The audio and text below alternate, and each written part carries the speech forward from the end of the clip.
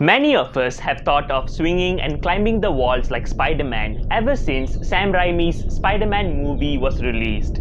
Researchers have had the same thoughts too, to provide us with an answer if becoming Spider-Man is ever possible. We have two types of Spider-Man, organic and suit-based Spider-Man. Let's find out if this dream could ever become reality.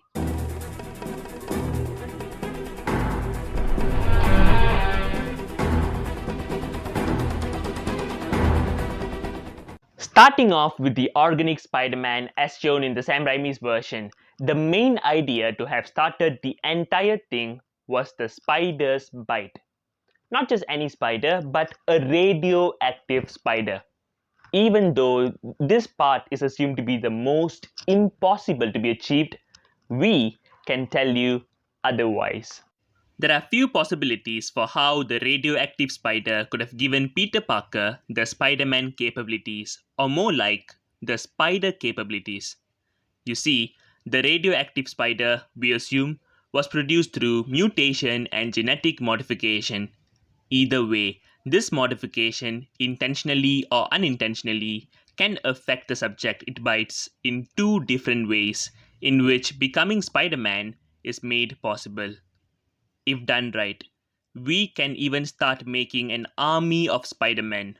But more of this in the end of this video. Before that, we got to investigate Spider-Man feature by feature to see the entire picture. The core feature of Spider-Man is the physical capability consisting strength, speed, and flexibility. In this modern world, achieving just that is getting way easier. You see, one has to go through strict training and perfect dietary plans to work out into the ideal shape and skills of Spider-Man.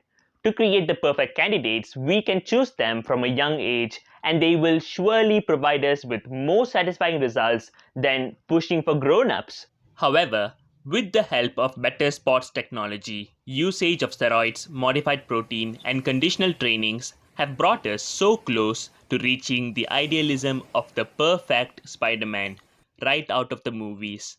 Plus, in the near future, we may even be able to develop and use artificial muscle to account for the additional strength demonstrated by Spider-Man, like to lift tons of weight with ease and jump up to the height of a 100-meter high building effortlessly.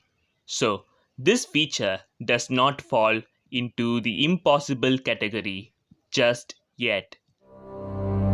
Apart from that, spider sense is another important part that makes up Spider-Man. One should be able to miss punches and even dodge bullets consistently. Hey, this is not really a promising thing after all. Even if you are taken away by just a few milliseconds, you would be mortally wounded. Well, we have seen this happening to this superhero character in the movies as well. So, how are we going to manage this in real life? Actually, getting better at reflexes is simpler than we think it is. We can start off with video games. Yes, video games are proven to be one of the best activities to improve your reflexes, at least when it comes to your fingers. In average, humans have a reaction time of 0.2 seconds. For a Spider-Man, it has to be shorter than that. Taking focused trainings to be a goalkeeper or so can surely do the job.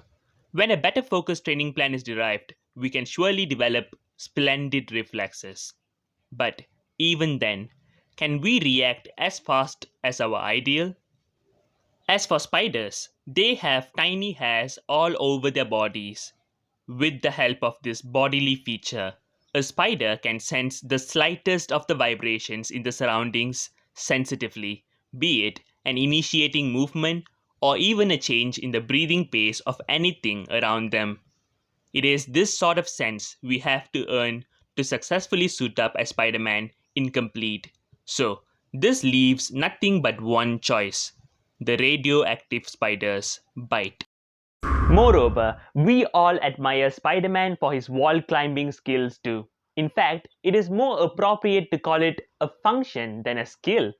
In the movies, the man in the red suit does the climbing using his hands and legs like an insect as they are supporting his weight by attaching to the wall. If we are to do this in real life, to call ourselves an organic Spider-Man, researchers say we should have about 80% of our body covered in sticky foot pads to be able to have the slightest impression. This is mainly because our body size is way larger for this feature.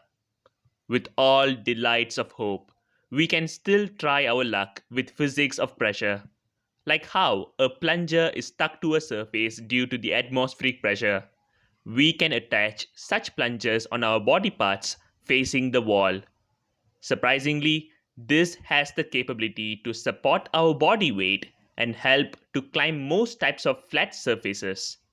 With time, there will be more proper techniques and trained skills which will handle this case better. Next up is the organic Spider-Man's ability to produce web. From the movies, we saw the web coming out from Peter Parker's wrist. But where did it really come out from? I mean, it is mysterious even for a character out of fantasy. Assuming the web came out from one of the blood vessels in the wrist, which was released due to the tension produced by the hand sign. Somehow, the substances that made the web should have been from the blood itself. This means if we are going to become organic Spider-Man, we have to be able to produce and secrete the chemicals needed to form the web instantly in our bloodstream. In reality, this is nearly impossible since incompatible impurities in our blood will cause coagulation or even worse, blockage in blood vessels that will end up fatal to the person. Still, this would not be a problem if we can actually inject chemicals that can work well with our blood components, though this will take years of daring experimentation which may claim so many lives in the process. To this point, it may seem to be futile to march forward with the goal of making Spider-Man, but aren't we forgetting something? If the radioactive spider was true to give these superpowers to a human, it will definitely lift up the hopes for real life Spider-Man. Earlier, it was said a radioactive spider can change a human in two ways through its bite. One is that the radiation from the spider's genetics is transferred into the people's blood. Once the radioactive chemicals from the spider are released, this will start to radiate the entire human body and the people around them. Whether the radiation is low or high, the adversities of the radiation are inevitable. Instead, the genetically modified spider's bite can transfer its genes or mutate a human's genes if the process takes place with extreme efficiency. If the person is lucky, the transferred genes may be the ones responsible for specific features of a spider, like web production.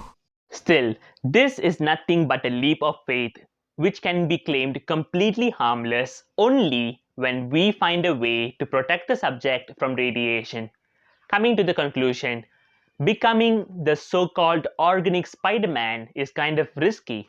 Even if we did, there's no guarantee of safety to the side effects as we are digging deep into unexplored biology. To this point, we can evaluate the chances of achieving organic Spider-Man. Strength, speed, flexibility, 100 per 100 chances. Spider sense, 50 per 100 chances. Wall climbing, 75 per 100 chances. And finally, web production, around 5 per 100 chances. Hey, let's not give up on this yet. We have one way to tackle almost all the complicated biology in this case. If we manage to do that, we can give more hope to creating Spider-Man. So, we do have one idea which is worth exploring as well. That is what I would like to call the mechanical Spider-Man. We will need a multifunctional suit similar to the one built by Tony Stark. Tackling the wall as an obstacle has so many open options. To the question whether we can match spider sense ability through a mechanical approach, all we can say is that it's not